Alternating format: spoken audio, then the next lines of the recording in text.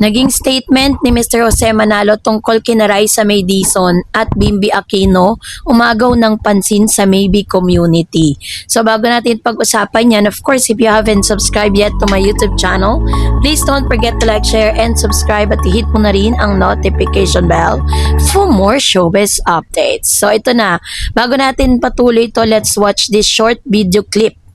Lagyan nyo ng mga supot-supo. Fresh mo naman, sister. Haba ng Lexis, ha? Cute at saka Chinese. Nice. Thank you po so much. Shoutout nyo po yung baby. Ano po? Ayun po, si Bimby tsaka si Raisa May. Hi, Raisa and Bimby! Hello Bakit niyo po po. ang ginawa ninyo? Sila po kasi yung in ngayon.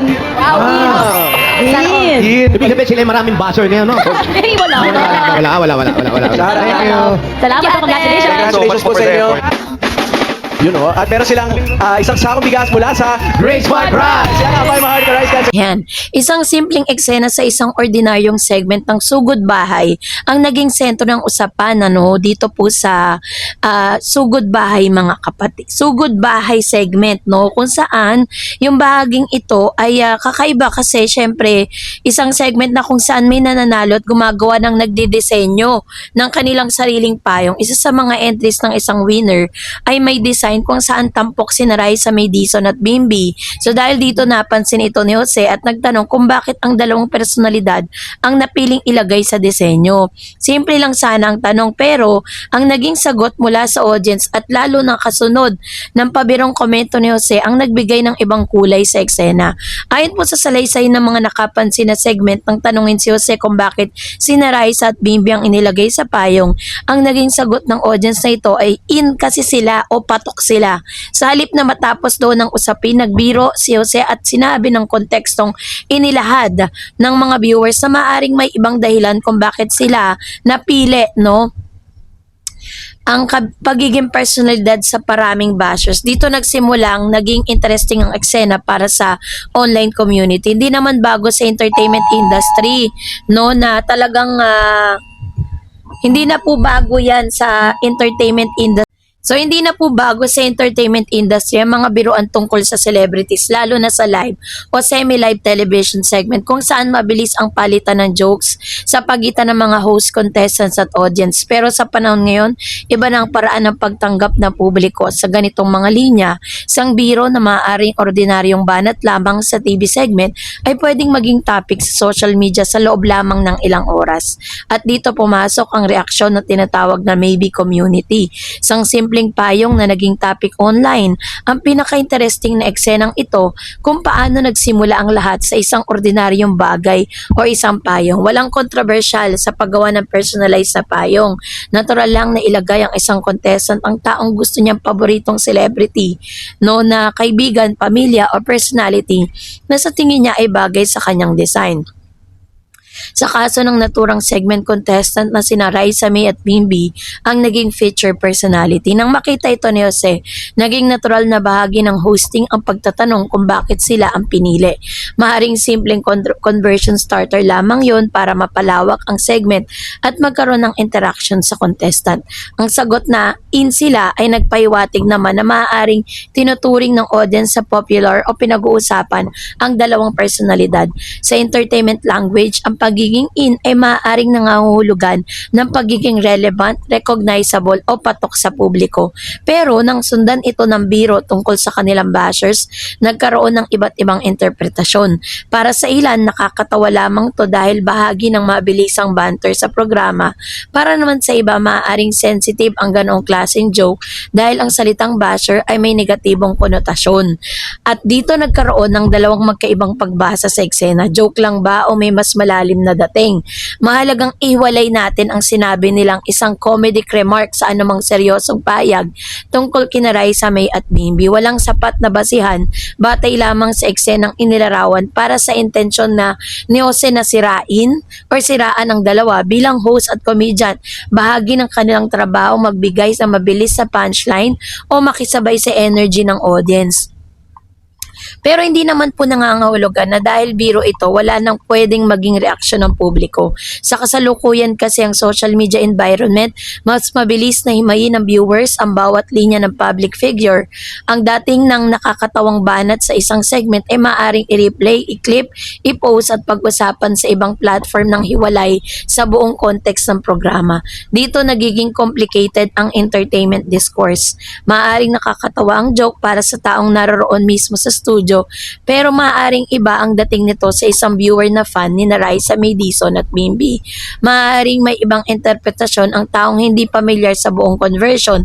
Kaya ang tanong ngayon ay hindi lamang kung nakakatawa ba ang joke. Mas mahalagang itanong ano ang dating ng joke kapag inilabas na ito sa context ng buong segment at napunta sa social media. Bakit nga ba naging sensitive ang salitang basher? Kasi ang salitang basher ay matagal ng bahagi ng online culture na halos lahat ng public figure na may malaking following ay maaaring magkaroon ng supporters at critics. Pero may malaking difference sa pagitan ng simpleng criticism at personal na pambabash. Kapag sinabi ng isang celebrities, maraming bashers maaari itong marinig bilang observation lamang. Ngunit maaari rin itong mag-interpret na parang ginagamit ang negativity surrounding ng person bilang punchline. Ito ang dahilan kung bakit mabilis nagkaroon ng reaksyon ang ilang fans.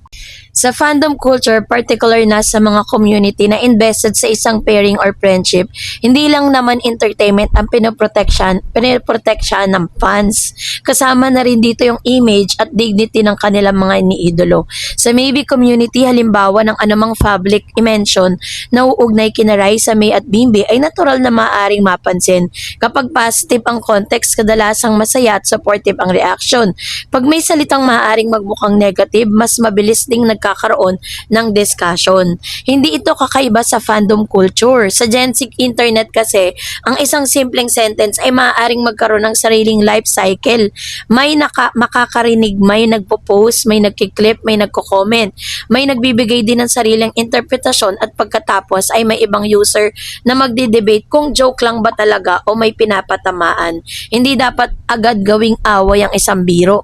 Sa kabila ng reaksyon, mahalagang maging balance ang pagtingin sa insidente. Hindi lahat ng controversial na linya ay nangangahulugang may away. Hindi rin lahat ng viral moment ay nangangahulugan na may hidden message. Minsan, joke really is just a joke. Sa isang variety show, lalo na sa isang segment na umaasa sa spontaneous interaction, normal lang kasi sa mga host sa magtanong at magbigay ng playful comments. Hindi naman kailangan gawing malaking issue agad ang bawat banat, pero valid din naman ang reaction ng audience kapag may linyang hindi sila nagugustuhan. Dalawang bagay ang maaaring maging totoo ng sabay, maaaring walang masamang intensyon ng nagsabi, maaaring may mga taong hindi naging komportable sa paraan ng pagbibiro. Ito ang mas mature na paraan ng pagtingin sa entertainment controversies. Hindi kailangan pumili agad sa pagitan ng Jose is wrong at fans are overreacting at mas makabuluhang tingnan muna ang buong context, diba? Ang role po ng maybe community sa usapin, hindi rin may kakailan na malaki ang papel ng fandom sa pagkalat ng ganitong moments. Pag may isang eksenang may kinalaman sa dalawang personalidad na sinusubaybayan ng isang community, natural lang na mas mabilis itong mapansin.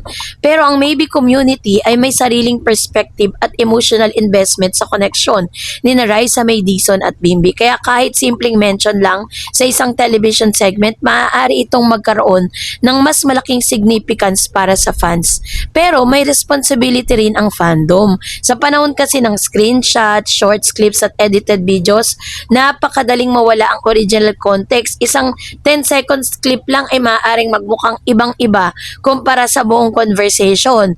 Kaya bago mag-react ng todo, magandang hanapin muna yung buong segment. Kung isang linya ay malinaw na bahagi ng banter, dapat ding isaalang-alang yon. Kung may bahagi naman ang dalagang nakakasakit para sa viewers, pwedeng ipahayag ang concern ng hindi kinakailangang mauwi sa personal attacks, 'di ba?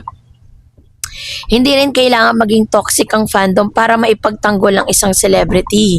So, kaya naman, maaaring maliit lamang ang insidenteng ito kumpara sa mga malalaking balita sa entertainment industry, pero pinapakita nito kung paano nagbago ang relationship ng telebisyon at social media noong matatapos ang isang joke kapag natapos ang episode. Ngayon, maaaring magsimula pa ng lang discussion pagkatapos ng airings. Kaya, yung biro po na yun, wag po natin masyadong seryosohin, 'di ba? And that's it for today. For more videos and updates, please don't forget to like and subscribe, and please don't forget to follow my Facebook page, Dar Eds TV and Dar Eds channel. God bless everyone.